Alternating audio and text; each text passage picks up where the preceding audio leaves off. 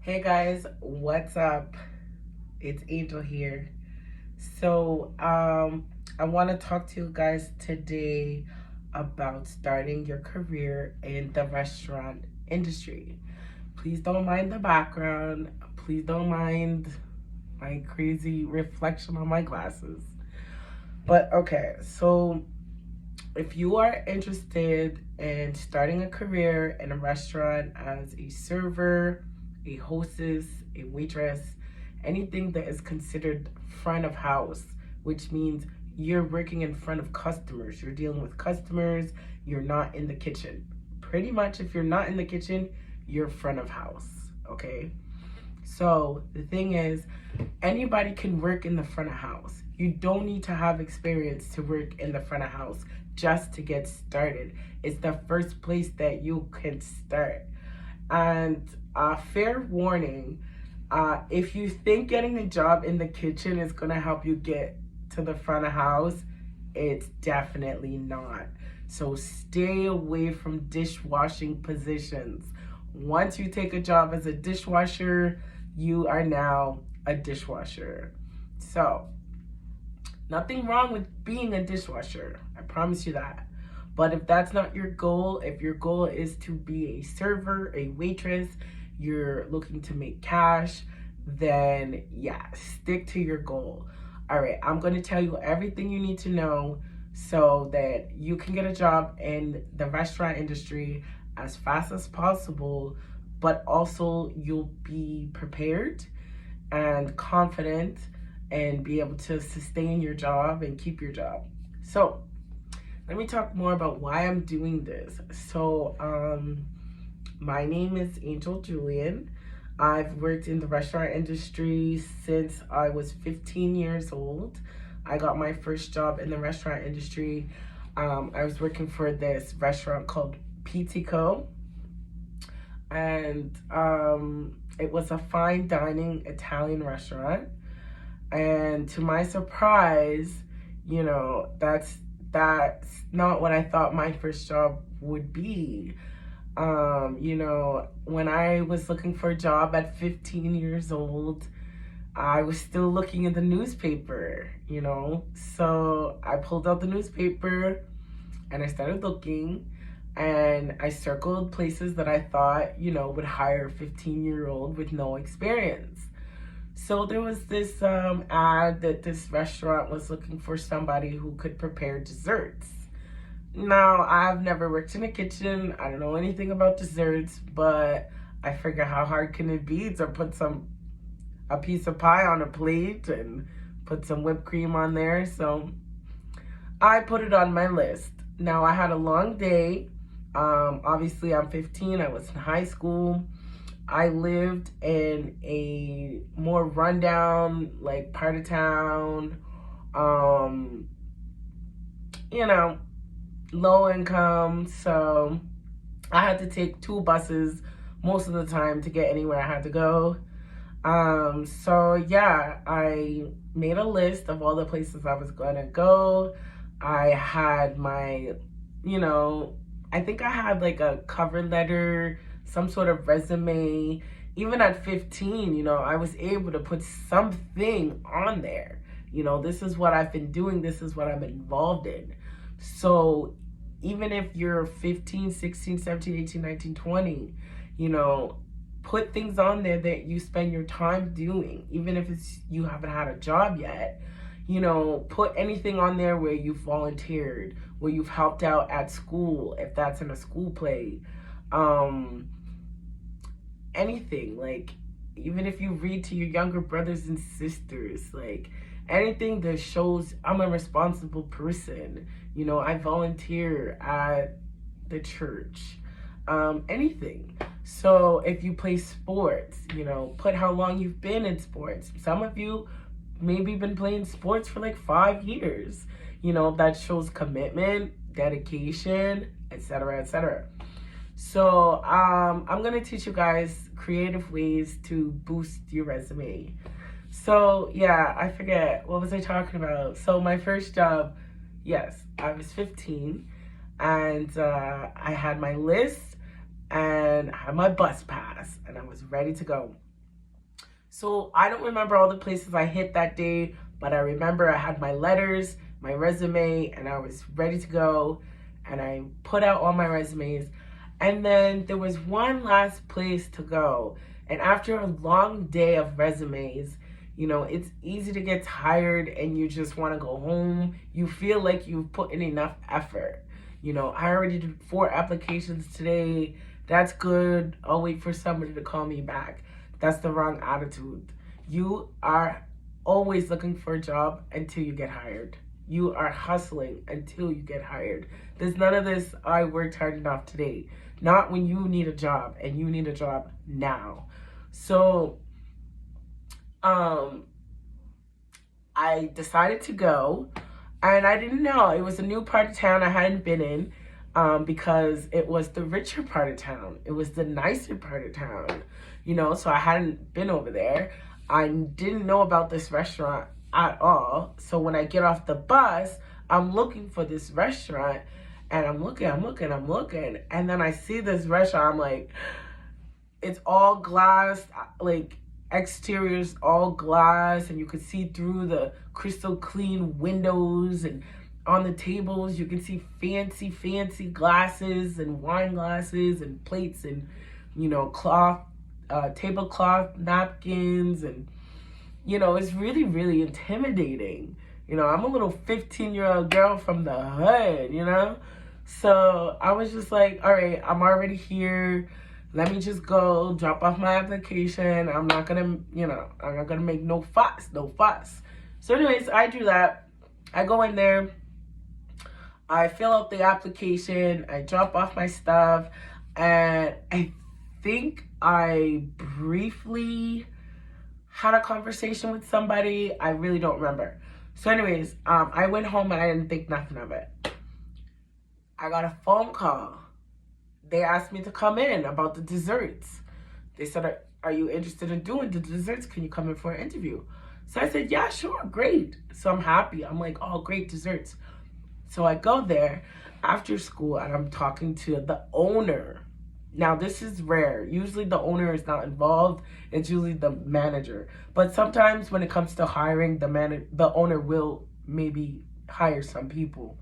So anyways, that day I met the owner, and he's talking to me, and he's asking me, you know, how do you feel about doing desserts, blah, blah, blah. And I'm like, yeah, that's fine, you know.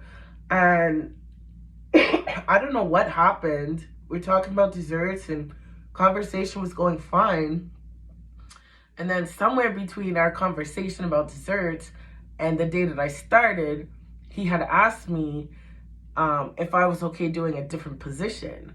And I was like, okay, yeah, because I'll do anything. Like, I just need a job. Like, I don't care what it is. And he was like, well, we actually need somebody to be our coat check person. So when people come in to this fancy restaurant, it's wintertime. They have furs on and pea coats and fancy stuff and hats and umbrellas and stuff like that. So he's like, all you have to do is when somebody comes in, you just say to them, may I take your coat, may I take your jacket, etc. You hand them this ticket, and then at the end of the night, they hand you the ticket back, and they'll tip you $1 a coat, $2, sometimes $3, sometimes $5. So I'm like, okay, cool, no fucking problem, no problem. So then I show up for my first day. Listen to this. I show up to my first day of work in pink corduroy pants and a black top and black chunky boots, because I didn't know what I was doing. I just knew that I couldn't wear jeans. I didn't think that maybe pink pants could stay home. So anyways, it was so cute because I stayed there for many years and we all laugh about the pink pants. We're still friends. Some of us are still in contact. So we laugh about the pink pants. It's so cute.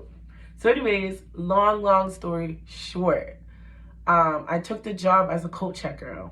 I didn't say I was too good for this job, blah, blah, blah. I ended up making at least $100 a night as a coat check girl at 15 years old. $100 a night is still good today, 15 years later. If I make $100 a day, like, I'm not mad. I'd love to make more, but I am mad at it. You know what I mean? So, you know, like, you don't know the opportunities that are out there. You don't know where your life is going to take you. You know, like, believe in yourself. Have a plan and work your plan. And, you know, I'm going to teach you guys how to work your plan, how to have a plan, and how to get hired and how to make money. Like, I'm not going to teach you a get rich quick scheme. I'm going to teach you there's real money out here.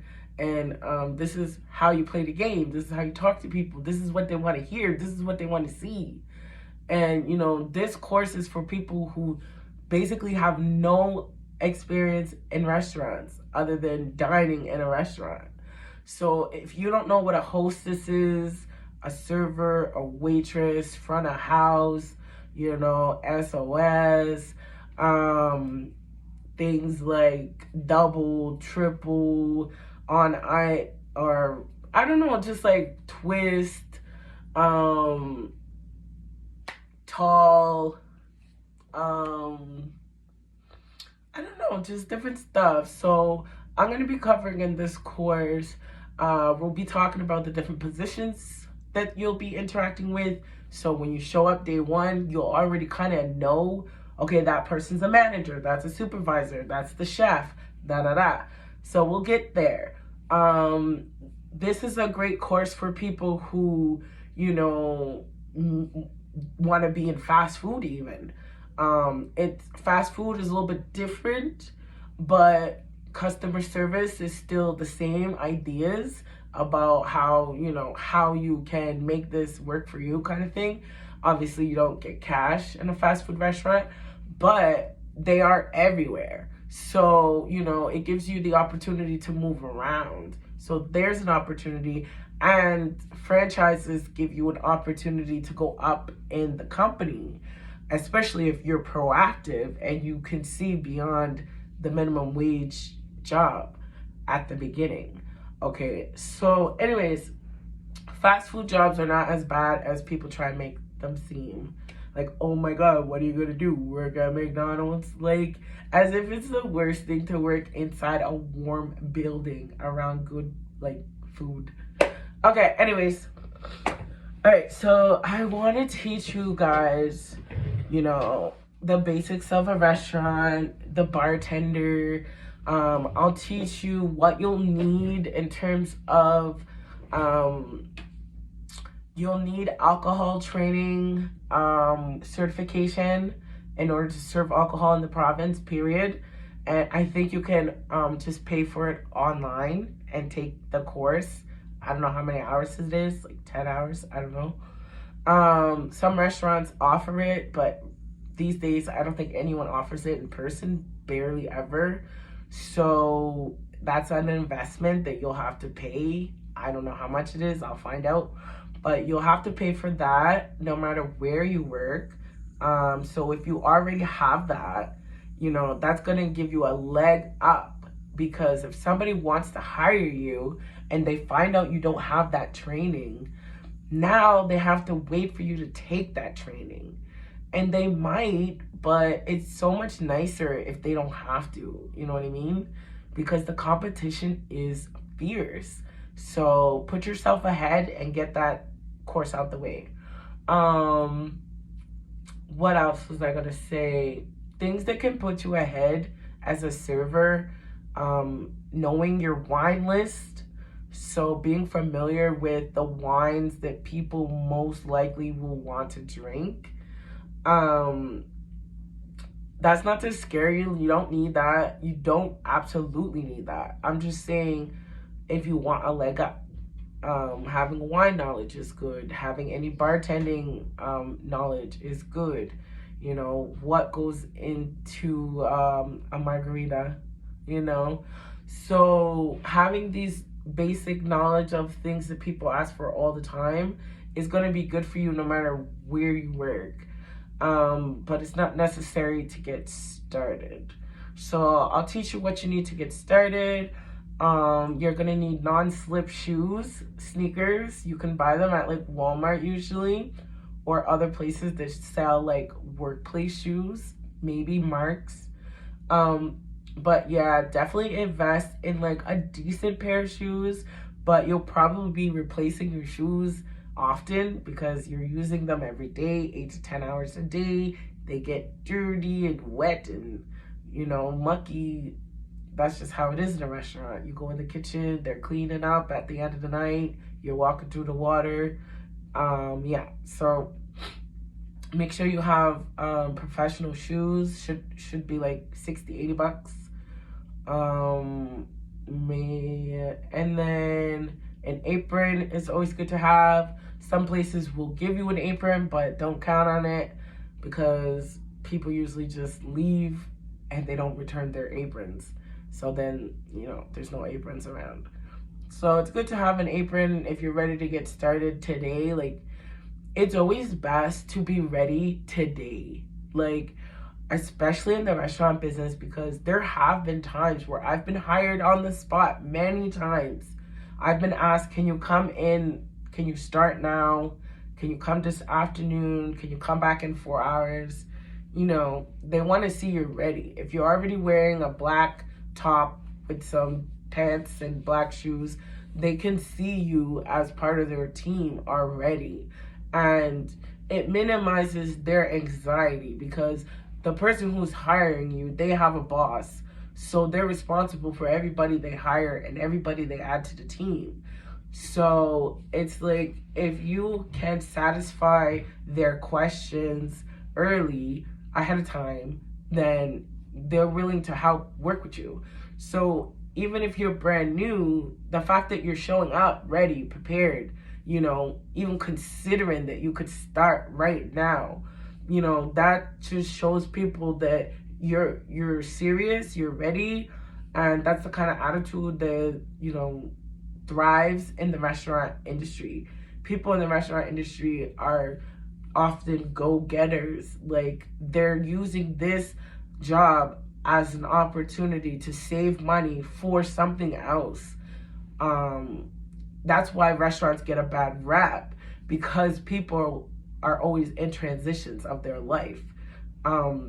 Now, there are some people who make a career out of it and they love it. They've been working with the same few people for maybe 10 plus years, and they have a house and a mortgage and a car payment and all that.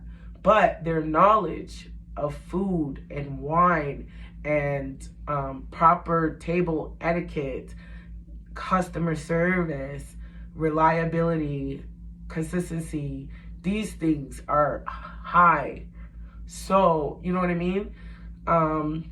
So yeah, basically this is an opportunity for anybody to get a job, anybody to get started, and nobody can stop you. If you don't like your employer, if you get into an argument with your boss, if they're not scheduling you enough, if they're over scheduling you, like, they know that you can go get another job like this. They know that.